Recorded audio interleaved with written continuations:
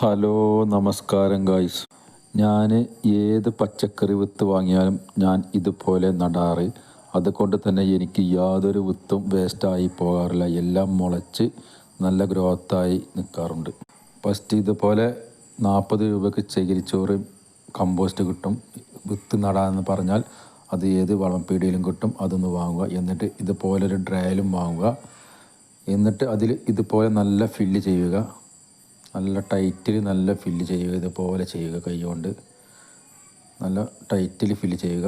ഈ ഡ്രേ വാങ്ങുമ്പോൾ ശേഷം എന്നിട്ട് ഇതുപോലെ വേറെ ഡ്രേ വെച്ച് നല്ല അമർത്തുക. നല്ല പഞ്ച് ചെയ്യുക. നല്ല ടൈറ്റാക്കുക. ഇതുപോലെ ടൈറ്റായി കഴിഞ്ഞാൽ ഇതുപോലെ ഇടുക. എന്നിട്ട് നമുക്ക് ഇതിൽ വിത്ത് ഇടാം.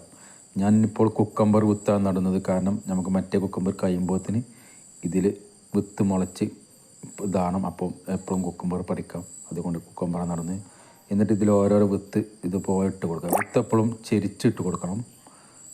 ഇതുപോലെ ഇട്ട് കൊടുക്കുക. ഇതുപോലെ എല്ലാത്തിലും ഇതുപോലെ വിത്ത് ഇട്ട് കൊടുക്കുക. നമ്മൾ ഈ ഡ്രേ വാങ്ങുമ്പോൾ വലിയ ഹോളുള്ള ഡ്രേ വാങ്ങണം. എന്നാലേ നമുക്ക് പറിച്ച് നടുമ്പോൾ നല്ല വേരൊന്നും പോകാതെ കിട്ടുകയുള്ളൂ. പിന്നെ 3 ഇല പരുവമാകുമ്പോൾ മാത്രം പറിച്ച് നട്ടാൽ മതി. എന്നിട്ട് ഇതിന് മേലെ ആ ചകിരിച്ചോറ് കുറച്ചുകൂടി ഇതിന് മേലെ വെല്ലം ഇട്ട് കൊടുക്കുക. ഇതുപോലെ ഇട്ട് കൊടുക്കുക. ഇതുപോലെ ഇട്ട് കൊടുക്കുക എല്ലാത്തിനും. കണ്ടോ? ഇത് പിന്നെ വിത്ത് വാങ്ങുമ്പോൾ നമ്മൾ എപ്പോഴും ഹൈബ്രിഡ് വിത്ത് വാങ്ങണം. ഏത് വിത്ത് വാങ്ങാനും നല്ല ഹൈബ്രിഡ് വിത്ത് വാങ്ങണം. വിത്ത് നന്നായാലേ നമ്മൾ ചെയ്യുന്ന എല്ലാത്തിനും പ്രതിഫലം ഉണ്ടാവുകയുള്ളൂ. അല്ലെങ്കിൽ പിന്നെ അത് വേസ്റ്റായി പോകും. വിത്ത് എന്ത് വിലയായാലും നല്ല വിലയായാലും നല്ല വിലക്കെല്ലാം നല്ല ഹൈബ്രിഡ് വിത്ത് തന്നെ തിരഞ്ഞെടുക്കണം. എന്നിട്ട് ഇതുപോലെ സ്പ്രേ ചെയ്ത് കൊടുക്കുക.